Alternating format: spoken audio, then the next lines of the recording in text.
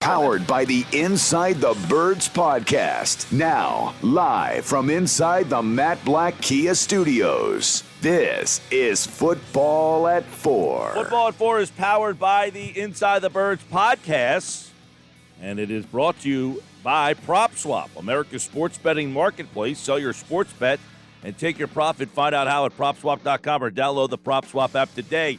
Geoff Mosher's here from the Inside the Birds podcast, which I would imagine is getting an increased amount of listens starting now.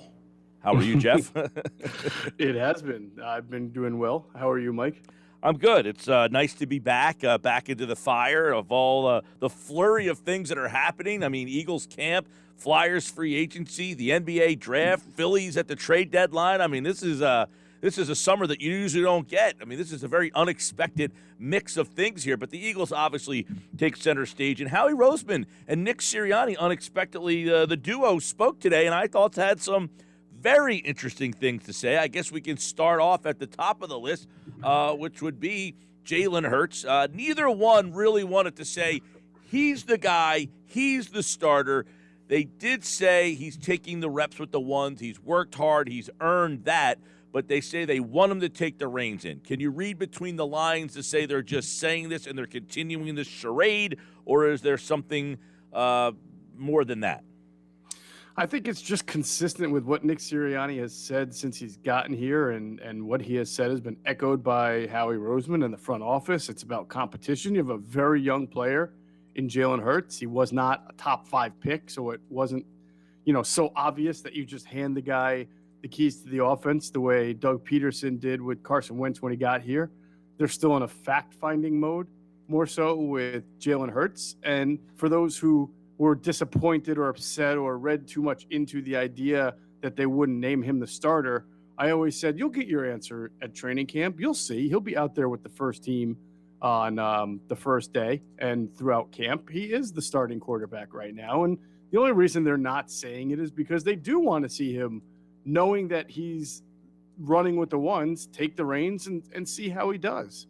I mean, he's going to be the starting quarterback unless they do make a trade, or I'll say unless he's completely awful and falls all over himself at camp. But I mean, he would have to be really, really bad, have a terrible camp to not be the starter. But at the point that Nick Sirianni is trying to make is that everybody's out there competing, and it doesn't really make sense to announce anybody as a starter at the moment. Yeah, I mean, I get what he's doing, and I think he was trying to dance around it as much as he possibly can without saying he's the guy. I think they were trying to show as much confidence in him as they can without breaking the message. You know what I mean? Yeah, I understand that. I think what people have to also understand though is when you're a quarterback and you don't go in the first round, that's pretty substantial as far as, I mean, how you're go look at the list of quarterbacks who have been drafted in the second round, right? Over the last 5, 6, 7 years. Some of them have done well, like Colin Kaepernick and Derek Carr. You'll find 7 or 8 of them are complete duds too. Your Deshaun Kaisers or Geno Smiths. So the point is that you're kind of like anybody else in the second round. You're not really handed anything. Most second rounders aren't handed anything. So I'm just laughing at my dog now in the background of the picture here. But so that's the thing. Like it's way more of a fact-finding mission as opposed to when you draft a kid top 10 and you start him right away and you kind of have an idea of how he's going to be, and now you have to kind of build up around him. So it does follow suit to not really go out of your way to declare anything, and that goes for anybody. Yeah, I mean, I feel like people have a problem with this, but I mean, Ertz is a guy, like if it was Carson Wentz and you're worrying about like his, is this going to I don't think this bothers Ertz. I don't think it does either.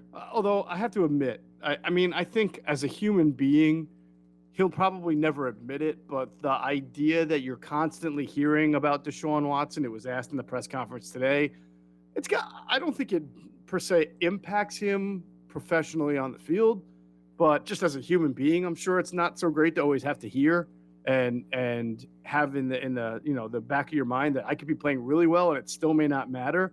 But as I'm sure he's been advised by people both with the team and without the team that the only thing he can control is what he does. And if he plays well, even if it's not as an Eagle, if he does get traded, he has the opportunity to go somewhere else, most likely, and win that starting job. So you might as well start winning that job wherever it is, where your feet are at right now. Geoff Mosher from the Inside the Birds podcast, Football at 4. All right, Zach Ertz is here. Howie Roseman addressed it. It sounded like he thinks that Ertz will be on the roster at the start of the season. Well, he kind of said, you always leave yourself wiggle room when you phrase it. Did he say no doubt about it, 100% Zach Ertz will be here at the start of the year? No, he said, I expect. Your expectations can change if somebody picks up the phone and calls you and makes you a great offer. I think what will be a telltale sign for their true intentions, which I believe haven't changed, is how much work he'll get when the pads come out.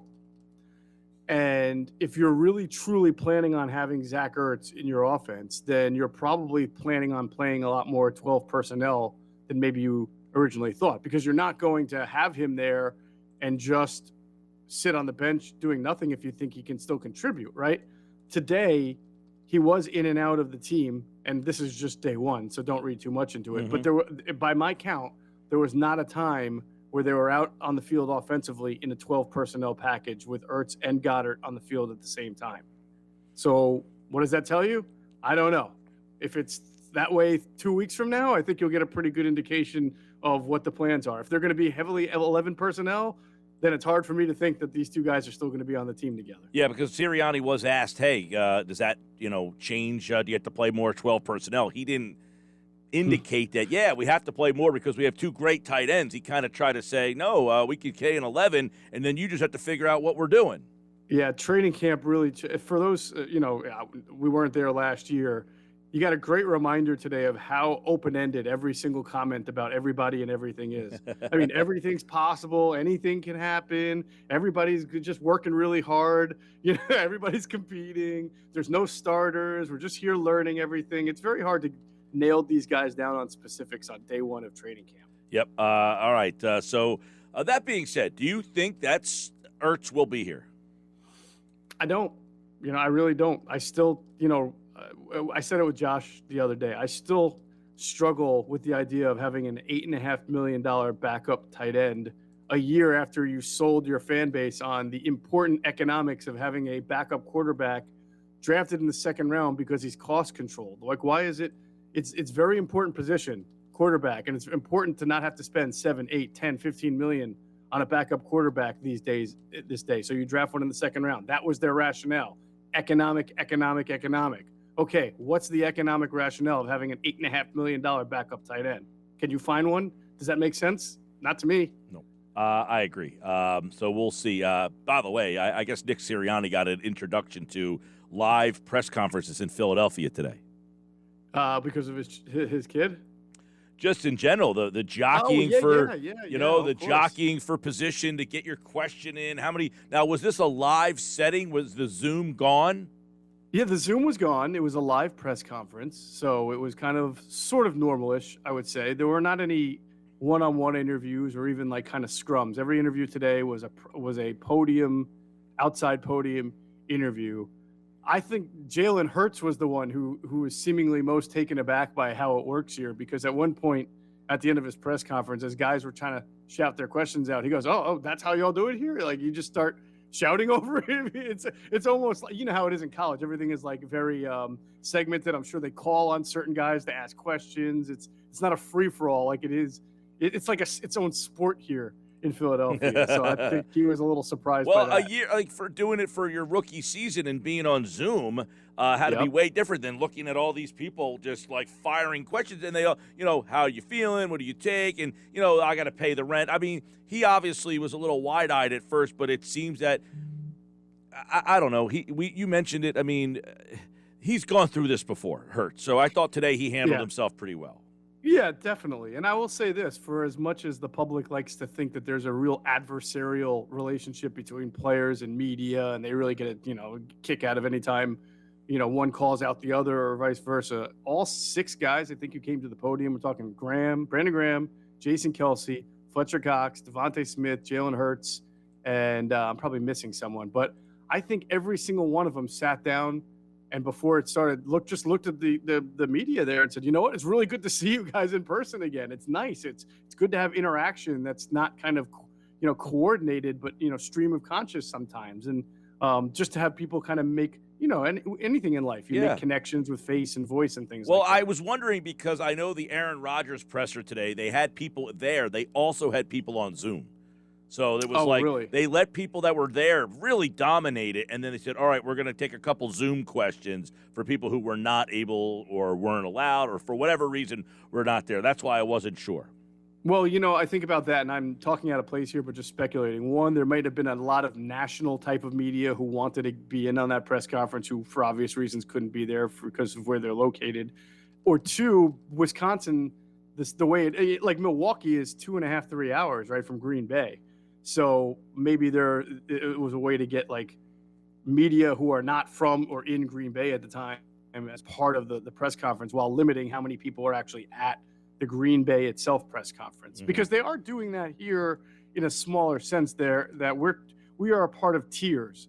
Like if you're 2M in the media, you get to kind of ask the questions and be a little close, like sitting in the seats. If you're 3OA or something like that, you're around. You can't ask a question, but you can be like within 5 feet of where the media asking questions are, which I found a little odd, but these are the rules that they are right now. Yep. All right. Let's dive into some other things that I guess were of note today that maybe we didn't know is guard Isaac Seumalo. He did not play with a hamstring injury. He did not practice today. So you got Seumalo and then you got Landon Dickerson, two guys who play that position. Neither one of them could be out there today. So Nate Herbig was at first-team guard. So we already have our first offensive line issue of the season. Yeah, what's that expression about the more things change, the more they stay the same, right? Nate Herbig, he's out there, left guard, looking good, by the way. He's down I think Adam Kaplan reported on our podcast that he was down close to 30 pounds, which is something he needed to be. Looking svelte there for an offensive lineman. So yeah, he took his spot there at left guard.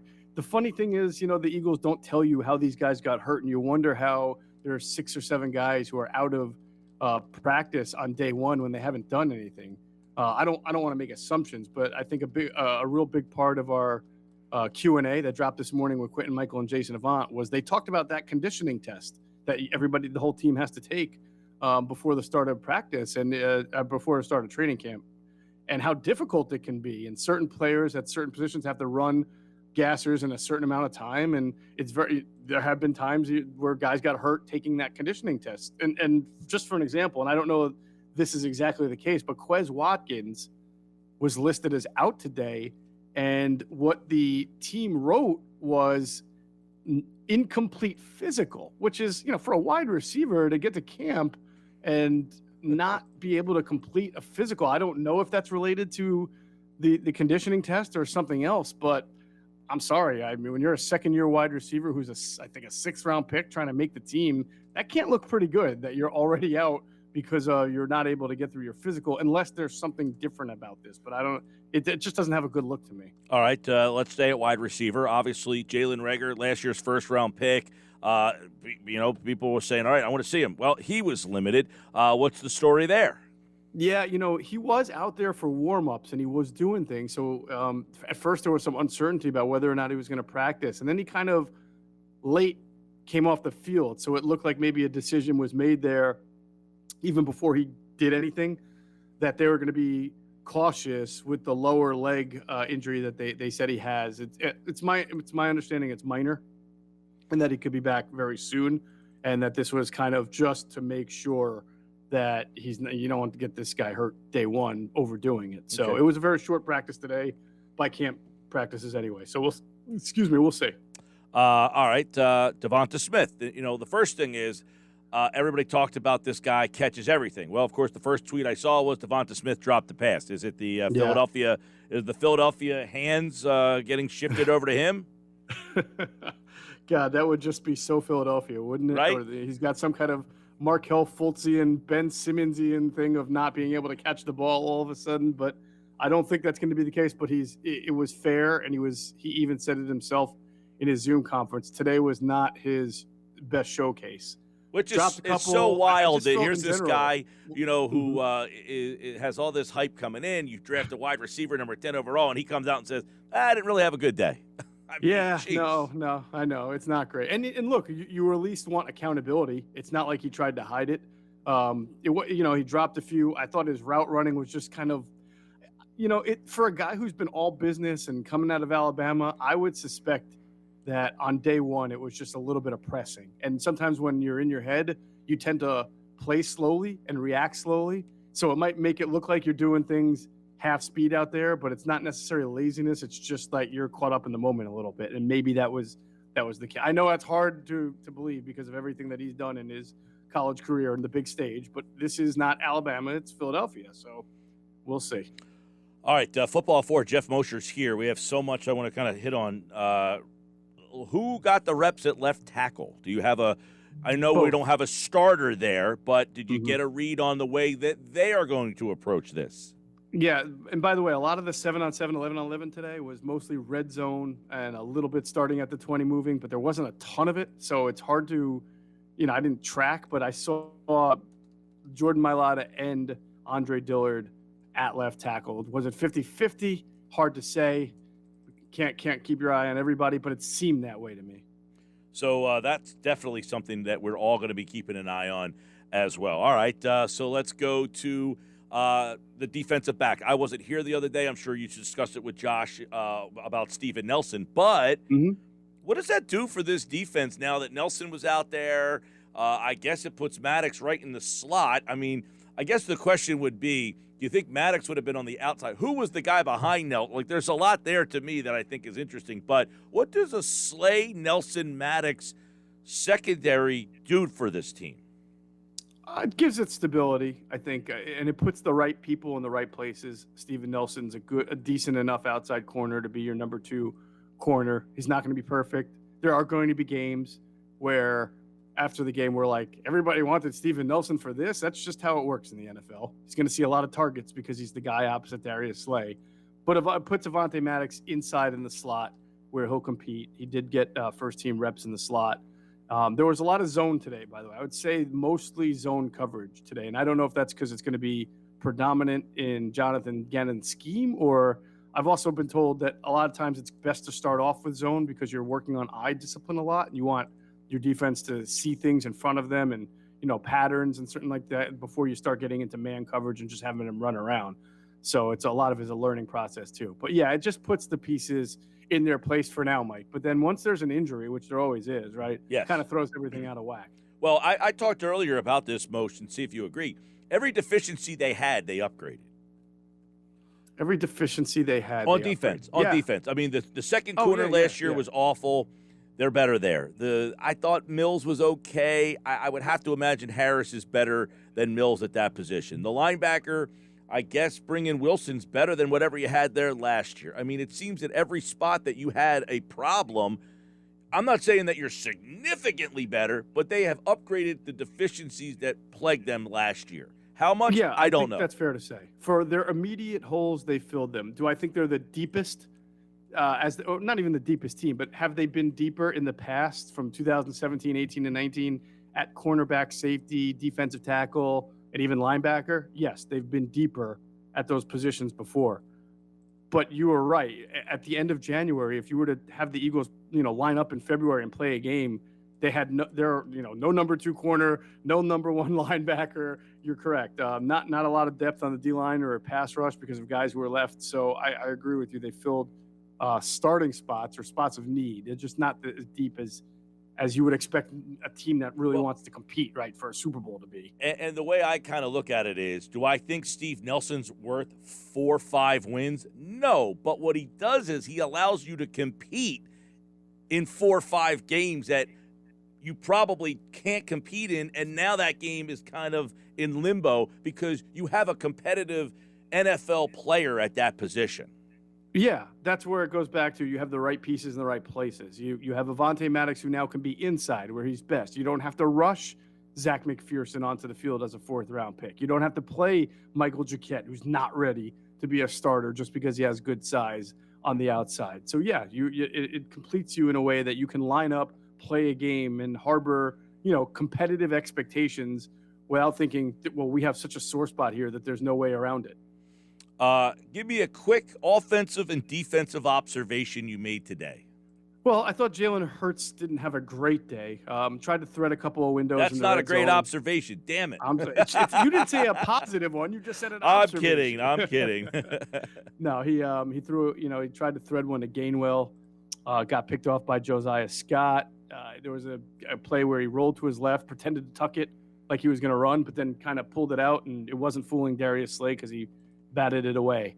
I look, to be fair, and this will be a common observation, defense is usually ahead of offense the first few days of camp because offense involves timing and rhythm and comfort, and defense, you don't get blocked by offensive linemen very well without the pads on. So defense is always ahead of the offense for the first week or so of camp. All right, defensive observation.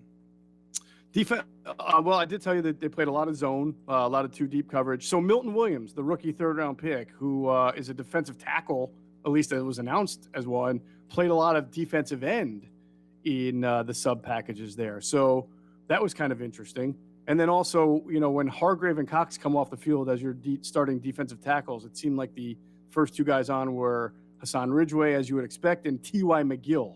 Not a name that I think people expected to hear. So, but that was the rotation there. And then Josh Sweat, I'm sorry, I'm going along a little, but Josh Sweat seemed to rotate with Barnett at one of the defensive end spots opposite Brandon Graham on the first team there. I like it. All right, so give the people who are fans of the Inside the Birds podcast and you get football at 4, you get us every day, but you guys, what can they get if they want more Eagles? What is the schedule changing? What's the new schedule? When does that take place? We will have more. We're not ready to make that announcement yet on what, but I can hint to you that if you're enjoying the Q&A show, it's going to be sticking around for a little bit. Okay, there you go. Geoff Mosher, Football at 4 is back tomorrow. It's Adam Kaplan's observations, day 2 of Eagles camp, and of course Andrew is back on Friday. Jeff will be here on Monday. Football at 4, Eagles camp is back. It all feels right in the world. Thank you, Jeffrey. You're welcome. Have a great one, Mike. All right, Geoff Mosher here on the Sports Bash.